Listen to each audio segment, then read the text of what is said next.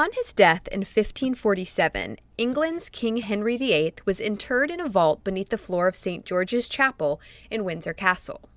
He had chosen this spot specifically because it was where his beloved third wife Jane Seymour had been buried a decade earlier.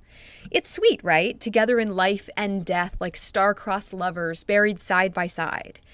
But did you know Henry never intended to remain buried next to Jane and actually had much grander plans for his remains? Let's fix that.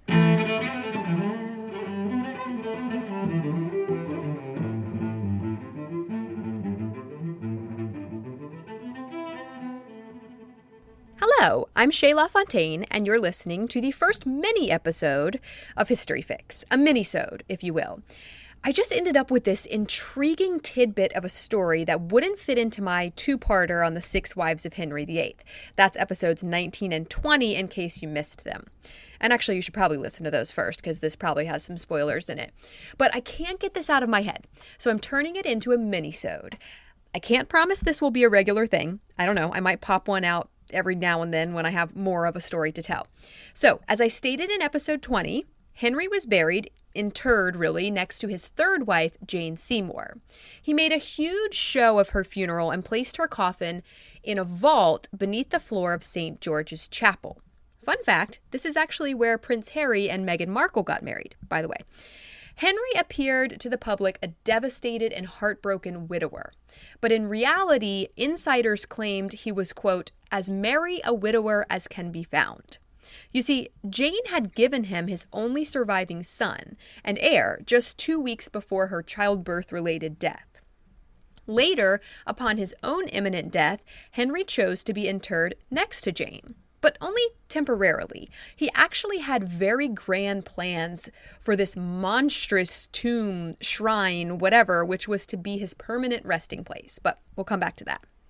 Why would a merry widower choose to be buried next to his third out of 6 wives, and not the one he was married to for 24 years, the one he was only married to for 18 months, the one he had lamented that he married too hastily without considering far prettier women at court first? Was Jane Seymour really Henry's favorite wife? No, I don't think so. I think if she was, he would have made plans to remain buried next to her permanently. This was a PR stunt, I'm afraid. Henry, in his death, was taking advantage of poor Jane in her death. He wanted it to appear as though she was his one and only true, rightful wife because she was the mother of his son, Edward. He wanted to legitimize Edward as the true heir to the English throne. And in order to do that, he had to legitimize Jane Seymour as England's true queen consort. During his lifetime, Henry had been working on plans for a massively elaborate and expensive tomb. A manuscript was uncovered in the 17th century that detailed Henry's plans for his tomb, which he had drawn up early, like back when he was married to Catherine of Aragon. It was to be covered in oriental stones, white marble pillars, gilded bronze angels, and life-size images of Henry and Catherine. And it was also going to include a statue of Henry on horseback under a triumphal arch. An additional 144 brass gilt figures were to adorn the tomb, including St. George, St. John the Baptist, the apostles, and the evangelists.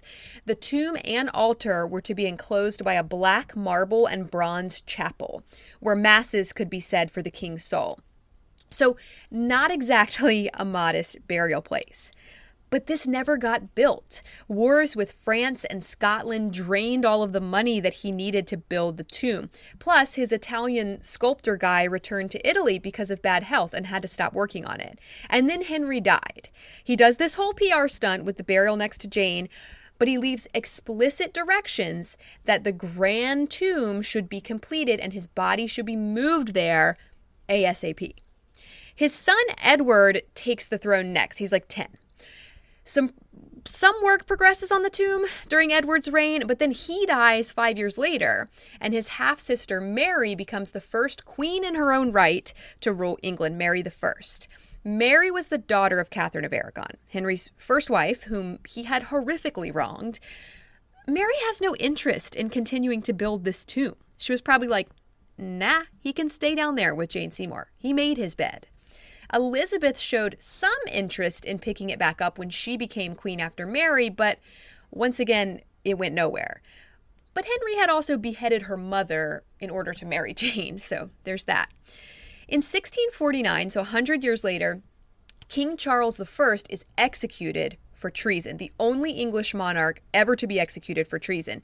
This was during a time when Parliament actually rose up and dissolved the monarchy. There was no king anymore, and they claimed Charles was treasonous for attempting to be king, basically. So he was killed and unceremoniously buried in this same vault with Henry and Jane. It was just quiet and not very accessible, so they wanted to keep him away from people who wanted to come honor him as this fallen, martyred king. And then maybe 50 years later, an infant of Queen Anne, a baby, was also buried in the same vault. Charles I was her grandfather. But after that, they basically forgot the vault was even there for around another 100 years. It was rediscovered in 1813 when they excavated the floor of the chapel to create a passage to a new royal vault. They accidentally dug it up, and they were like, what the? Who are these guys? They were able to identify the bodies because of some relics that were buried with Charles that could have only been his. And they knew he was buried with Henry and Jane, so there you go. They actually took these relics out of the grave at the time. In 1888, they were like, we got to put this stuff back in the vault. We can't just take this dead king's stuff out of his grave like that. So they reopened the vault to put the stuff back. And at that time, this guy, A.Y. Nutt, which I promise is a name, he was a surveyor or something, but he made a watercolor sketch of the vault. And it's pretty haunting, honestly. It shows Charles' coffin on the left with Queen Anne's baby's coffin on top of it. Henry is in the middle and Jane's coffin is on the right. But Henry's coffin is super damaged. I have this image on my Instagram at HistoryFixPodcast. Definitely check it out.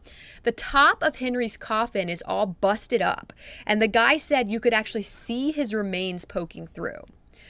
So no one's really sure how Henry's coffin got so damaged. It could have happened when they buried him. They might have dropped it at some point. He wasn't exactly a small man, so it was probably super heavy.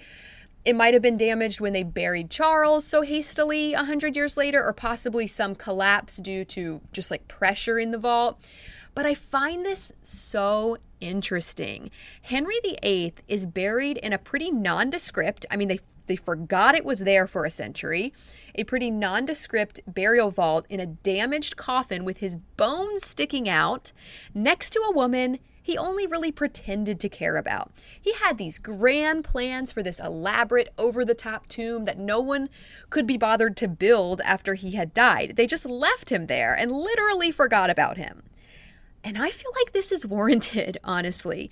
Henry did not treat people well in his lifetime. He used and abused women. He used and abused his advisors. He neglected the needs of his people. He was selfish and just not very nice.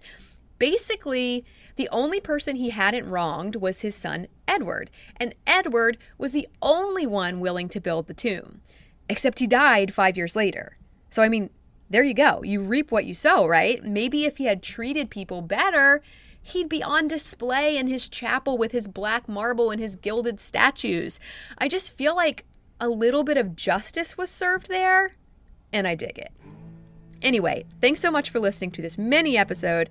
I hope you found this story as interesting as I do. Check back in on Sunday for your regularly scheduled full-length episode.